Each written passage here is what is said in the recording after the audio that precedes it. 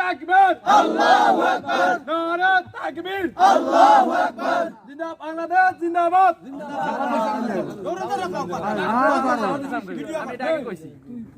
তুই আগে হিজা গেল তুই পরে কোরআনের আলো ঘরে ঘরে ঢালো কোরআনের আলো ঘরে ঘরে ঢালো আল হাদিসের ঘরে ঘরে ঢালো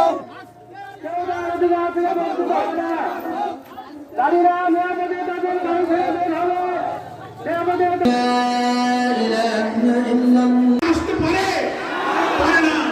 এরা মানবতা বিরোধী। আমরা দাবি করি যে এই মানবতা বিরোধী অপরাধীদের ট্রাইব্যুনালে বিচার করতে হবে। এই জন্য বাংলাদেশে এই খুনিদের বিচারের জন্য ট্রাইব্যুনাল গঠিত হয়েছে।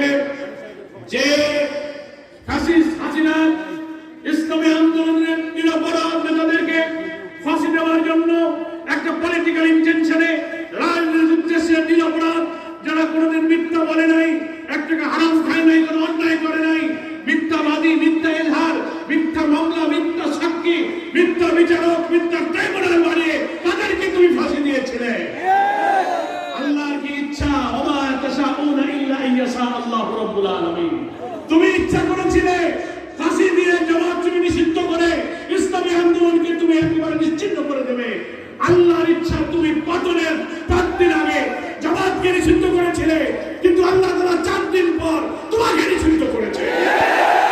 জামাত ইসলামীকে মর্যাদার উচ্চ আসনে সে নিয়ে গিয়েছে।